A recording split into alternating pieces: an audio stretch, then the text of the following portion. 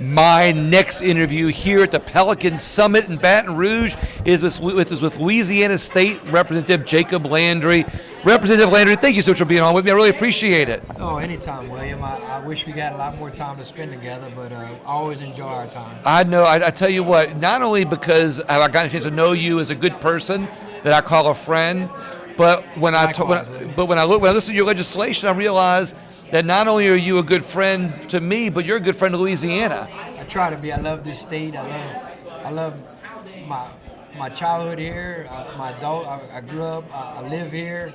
I've worked all over the country, but Louisiana it's always sucked me back and never gave me the urge to want to live anywhere else. You know what I find interesting, I tell my listeners this on every single time I do a local interview, is, there's issues here in Louisiana that reflect things that have been done in other states successfully or haven't been done yet. Things that Louisiana's trying to piggyback on that are working in other states, and then there's other states that haven't done any of it yet. And I say, look, you got to listen and watch what other people are doing in other states, because that's how we take back control for the people in our communities in our state, and we take power and control away from the federal government that way. So let's talk about Louisiana specifically. What do you think are the biggest issues facing Louisiana right now, especially for this next session, which starts next week? So to me, the biggest issue, it could be I think as the makeup of Louisiana, it could be a few things, right? I represent a district that's primarily on the coast.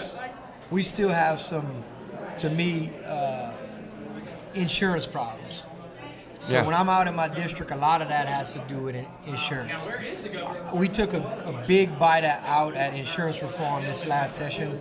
My seatmate, Rep. Troy Hebert, he's on insurance, and he also had some bills. Emily Chenevere had a great bill. Right. So I think we took a big bite at auto, and we've also did some things for actually property and casualty. But I think now you're going to see our governors doing things with CPRA to protect our coastlines, to hopefully bring down flood insurance and property and casualty.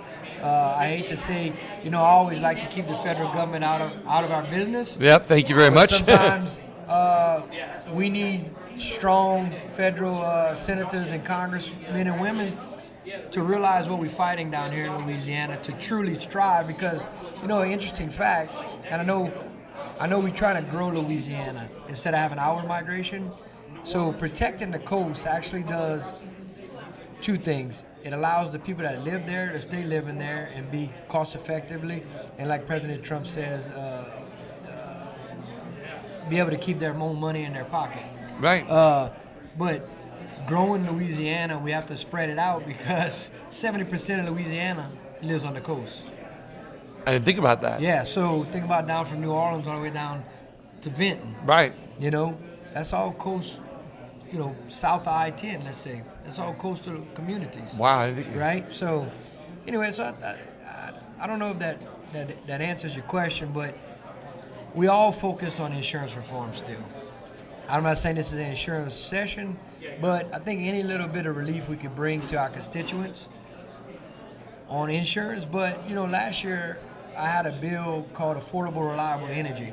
And I don't know if you hear President Trump talking about it a lot. I hear him talking about it a lot, right? So that mindset of that bill is, given one thing that Louisiana has abundance of is natural gas. So think about it like this, William. If we're going to energize every home in Louisiana, what's the most affordable, effective way to do it? Natural gas from our own backyard. Correct. We have the most abundance of it from the shallow waters of the Gulf of America all the way to the northern western tip of Louisiana and the Haynesville, right? Right. So I think us keep building on that focus, making sure that, look, we're bringing tremendous investment in the state, but we got to make sure we don't let the constituents, the ratepayers, the homeowners to take it on the chin when we're already fighting insurance. Right. Right. So one more added thing to take money out of our constituents' pockets or the homeowners' pockets is not affordable, right? Exactly. So I think that's the word of the year, affordable, and I think we need to keep building on that. So I think you'll see legislation to continue protecting the ratepayers. And look, when you talk to the PSC, they tell me it's baked into their decision making. And I think that's great. I just want that to be transparent to not only the legislation body of Louisiana, but also the men and women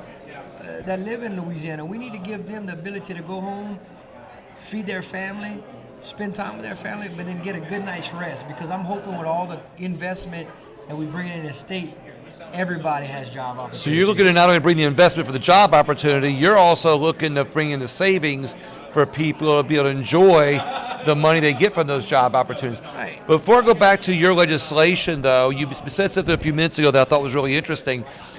You said, when you talk about insurance, you talk about, we took a bite last time out of auto insurance. We're going to take another bite this time out of this insurance. And I often wonder, as some people do, why aren't legislators going after it all at once? If it's so important, why aren't they just going after insurance all at once? So the question for you is specifically, is it better or more efficient to go after it all at once, or is it better or more efficient to go after it bite by bite, taking a bite at a time? I was always explained to, especially since I became a legislator, it's like consuming an elephant, right?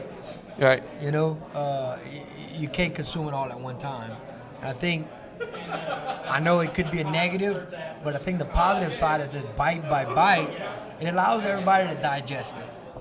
The one thing I've learned, if we got all these fights we're fighting, it's hard to win the battle or the war.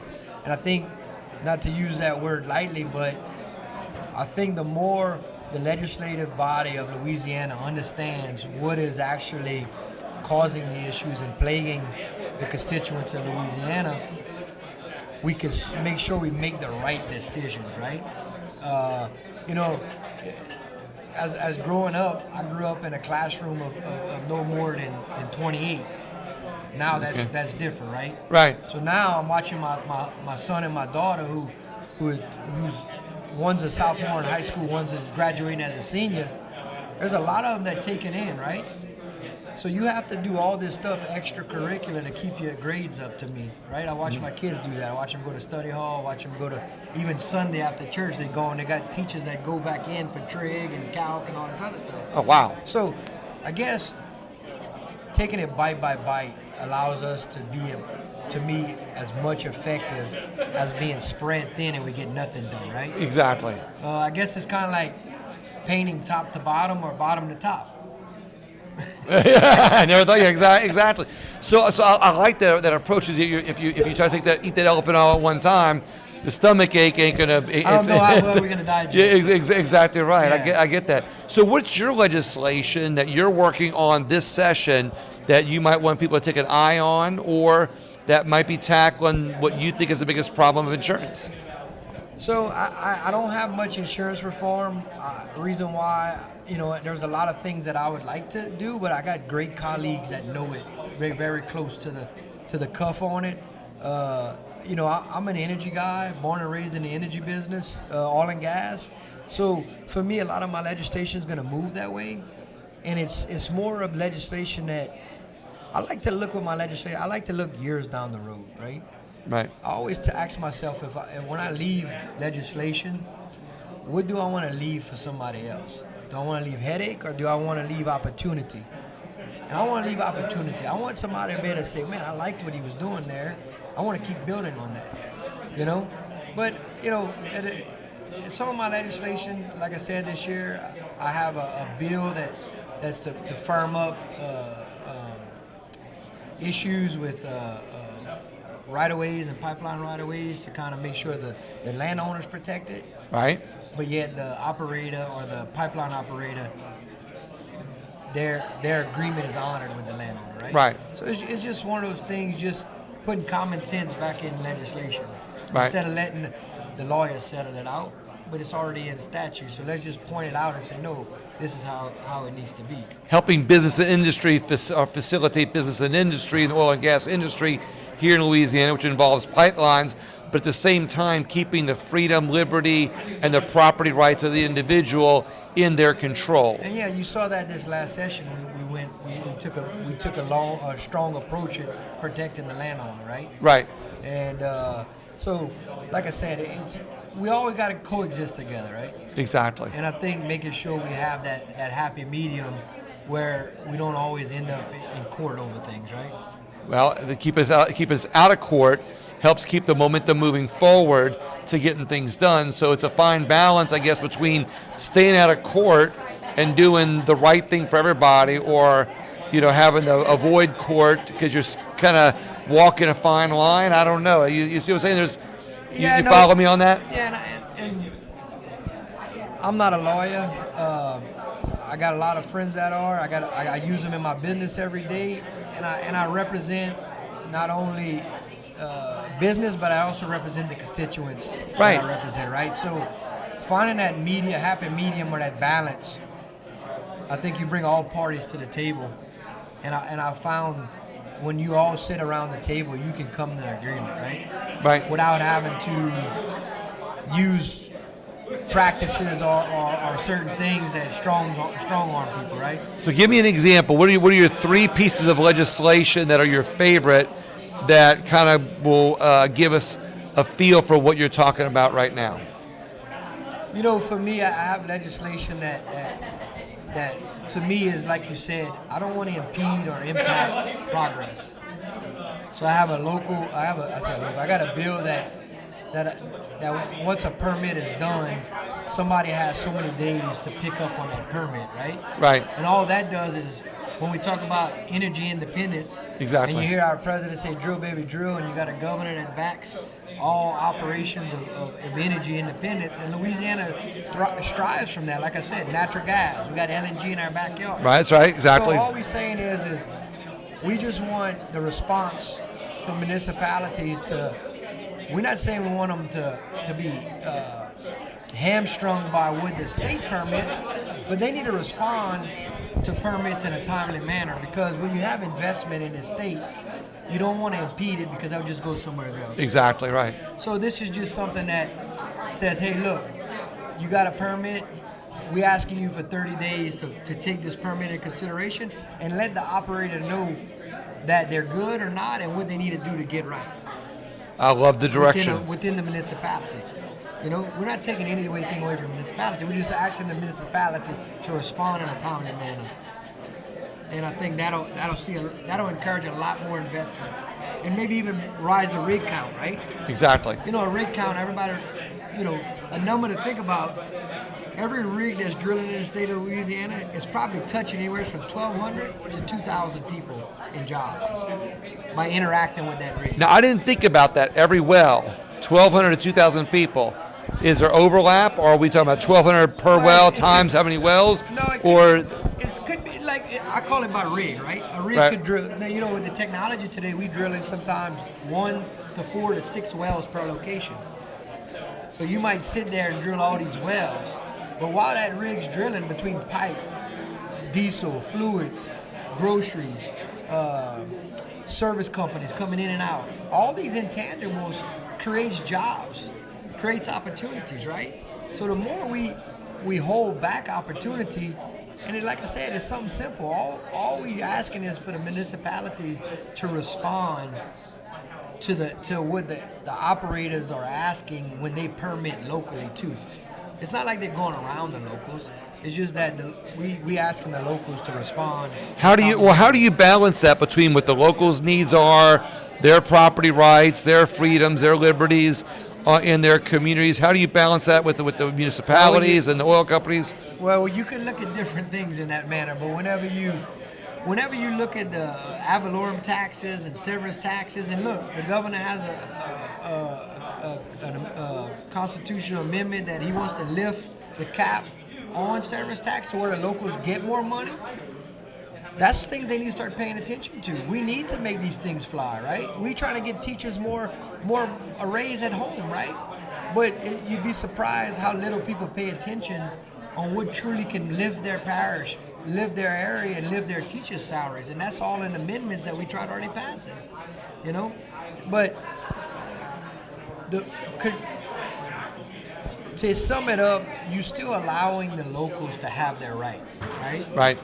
All this would be is just saying, respond in a timely manner so an operator can use their rig schedule or how they move their rigs and say, maybe, okay, so I have to finish permitting here, so I'm going to take this rig and I'm going to move it somewhere else where my permit is already approved by the municipality. Exactly. So when you're guessing, it puts a lot of extra costs on the operator that's trying to drill in Louisiana. And like I said, not turning a blind eye, but it's jobs. It's job creation. And it's also, think about it like this, William, we talked about affordable, reliable. So when you can give natural gas in an abundance to the state of Louisiana, you don't fight the market of LNG, and you don't fight what's going to go to the data center or what's going here. You're going to have the ability to disperse natural gas in a fashion where one entity doesn't suffer from the prices. What I like that I'm hearing, one last question for you. What I like that I'm hearing is that you're looking for ways to strengthen communities with what they've got in their communities in a way that the people still keep the value of it, and that facility does not leave and go someplace else. Right, because you're correct, William. So what's happening is I'm just trying to bridge a relationship. I love it. So, go ahead. And that's, in a nutshell, is basically saying the municipality needs to engage with the operator, and they'll see that, look, I watch this every day. I watch operators drill, and I'm not telling they're all great, but what I'm saying is 90%, 99% of them are still putting money in the communities. They're supporting jobs there. We just want to have that strong bond if we can. I like what you're doing. The last question for you is, do you see Louisiana, with everything going on right now, with everything happening right now in this session and bridging, building bridges and everything like that, do you see Louisiana on a comeback tour? I do, and I do see a comeback tour. As human beings, as mothers, fathers, brothers, sons, daughters, we sometimes tend to focus on the negative, right? Right. And I think that's the ability what Louisiana does. We put out a lot of fires every day, and we keep fighting, right? Right. We're resilient people in Louisiana. But I think we have to really ask that question, William, and I think in my opinion and what I'm seeing, Louisiana's better today than it was in the past. I love it. Representative Landry, you're amazing. I know you got an appointment, so I tell you what, you're good. Thank you. I appreciate it. And I'm happy to know you. I'm happy to have you in our state as a representative, but I'm also happy to have you as a friend. Thank you. I appreciate you as well, William. We're going to talk soon. Everybody else, please share the interview with somebody else that you want to know more about, not only Representative Landry, but to look optimistically on what's happening in Louisiana. Thank you so much.